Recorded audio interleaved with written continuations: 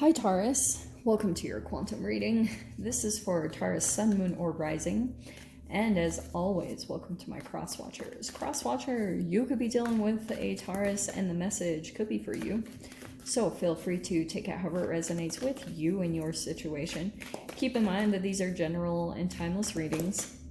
And if you guys are wanting to book a one-on-one, my website information is down below in the description box. Just go ahead and subscribe your email there, and that way you will always get an email notification every time the availability does open up.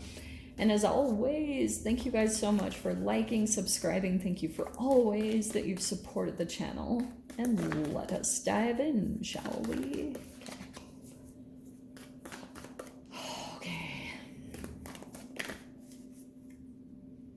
Is that, shall we do that one? All right. Okay. I swear we got that recently for you guys. Didn't we get the shaman recently?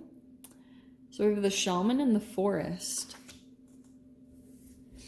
It feels like someone, okay, well, let's just go into this one. So you have the forest. There could be something about you or your situation and however this is applying in your life. You're ultra focused on some details. There's like something about how you've zeroed in on a particular person and you're like really ultra focused on like certain aspects of yourself, of them. And you know how the forest is kind of about taking a step back. It's about, you know the saying, seeing the wood through the trees.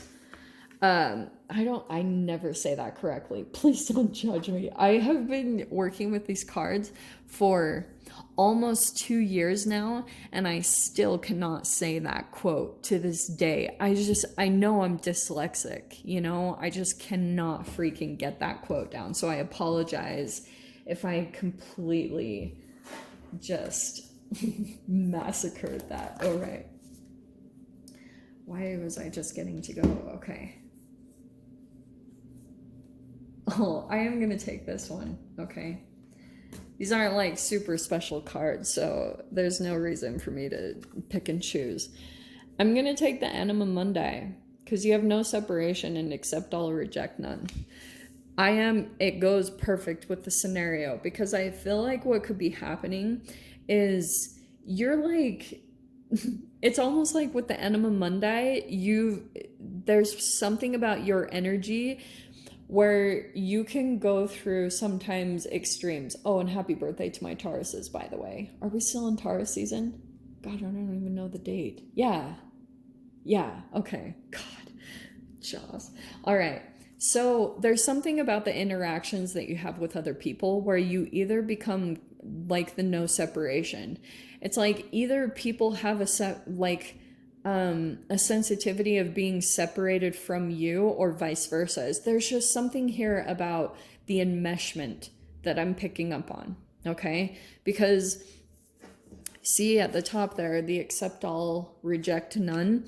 There's something going on in the way that you're interacting with certain relationship dynamics where you like, it could be something about a part of yourself that you're rejecting or what's going on between you and another person. Let me see. There's a bit of projecting that I feel like is going on. And a bit unconsciously, the shaman is just a healing energy. So I like that that's coming in because it's kind of talking about some type of energy. It could be a person. It could be coming in the form of a person that's coming in, or that's someone that you're interacting with in some way. The shaman is a person that works with herbs. Like, I'm just going to say that straight up. It's a healer that works with herbs and, bringing up the alkalinity of the body. So let's see. Oh my gosh, and there you are making an appearance. I love when that happens.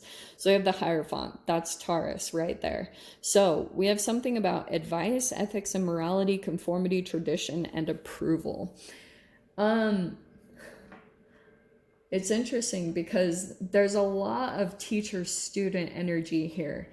And these get really complicated because I feel as though someone could be coming in that is the form of a teacher, but there's something a little bit like off about it, or something a little bit nonconformist, because you see how on the other side of this, we have rebellious, unconventional thinking, and being misinformed. So it's interesting that I kind of feel as though, I'm sorry about the noise if you guys can hear that. There's something about like an unconventional teacher that either has come in or is coming in currently. And then we have the King of Swords. Yeah, this is perfect. So you could be dealing with an air sign. It doesn't matter though. So there's something here about confidence, articulate, analytical, honesty, and intellect. And interestingly, the shadow side is what you're going to learn from. That's why the Hierophant is this like spiritual type of learning in some type of a situation, teacher student. And so you have to look at the shadow side, because we've got sternness, some form of injustice, manipulative, coldness, and cruelty. So in some type of dynamic, I feel like there is possibly some form of manipulation going on between you and a connection.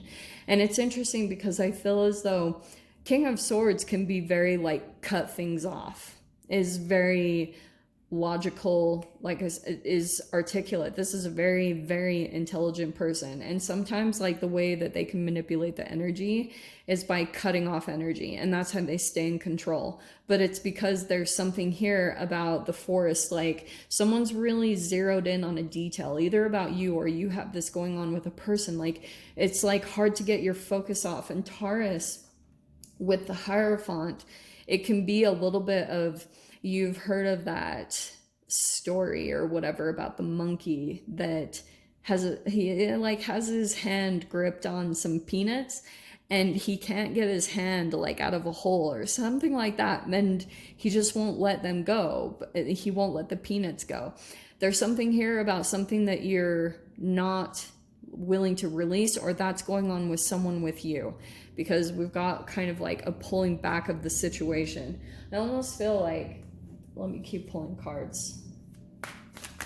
There's a separation, like it's kind of coming in on both sides, except I'll reject none, and then the separation or the no separation that's happening between you and another person.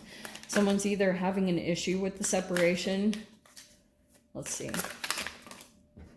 Okay. 3 of Wands. I feel as though, Taurus, there's like a particular person that when they come in, it's really quite forceful, or their energy is just kind of intense. Okay. And that's why with the Strength card coming in, you see how that whole thing is being portrayed. It's like someone comes in with their energy and it's like, wow, like really powerful, really Mars type of energy. And it's fascinating because Taurus is ruled by Venus, which is about love, beauty, and peace. And you know how Taurus is referred to as, I always do, refer to it as Ferdinand the Bull. They're really calm and peaceful in the pasture, but when there's a certain thing that gets activated, aka a person comes into your pasture and tries to like rile things up, it's like the bull. You are going to hit the bull's horns. I have a funny story about that in my family, but that's why I was saying there's kind of like this intensity a little bit, and I feel as though there could be something about your energy that you're avoiding that with a particular person, or they're avoiding that with you. That's why you have to take these energies however they apply. And then we have the 3 of Wands, which is about something could be coming in. 3 of Wands is a waiting. It's waiting for your ships to come in. Let's see what else comes out about that.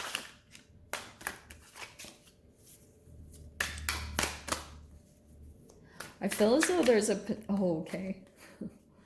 there's like a particular person that you're waiting to hear from. Like you're waiting maybe for them to go through a transformation, or you're doing this, okay? Because we have the Death card. There's the Scorpio energy, which is about the Pluto retrograde right now, which I have dove into with the monthlies if you guys want to reach out. And then we have the Empress, which is all about transformation, but this is the mother energy. So some of you guys might be dealing with a mother, but there's something here about the transformation that's taking place here. Let's look at all these swords coming in. Oh, wow, look at that. Wow. Okay. This is hilarious. There's a lot of love here. Okay. 10 of Cups is like emotional fulfillment. Look at this. It's like, look how happy they are, you know? So there's a lot of love that's underneath the surface of this transformation that's happening, but there's a person that's elevating here. And I feel like this is representative of a person, or it's either you, Taurus, or another person, which it's interesting that the Empress came out because that is the Venus card. That is Libra and Taurus cards. So it's really in perfect synchronicity here. So on the other side of the Empress is the Ace of Swords, the Seven of Swords, and the Six of Swords. Okay. There's a person I feel like that there's been a bit of avoiding, or this is very calculative. You know, Seven of Swords is it's strategy, it's tactics, it's a lot of kind of like keeping your cards to your chest. So it feels as though there's a person here that is possibly going through some type of a transformation, and there's a moving on. Six of Swords is moving on from chaos. So this is a really, I don't even know what to say about this, Taurus. I feel like there's just a really weird dynamic that you've been going through in some way, shape, or form. And it's almost like when you get to this point, there's going to be a role reversal that happens between you and another person, or that has already happened.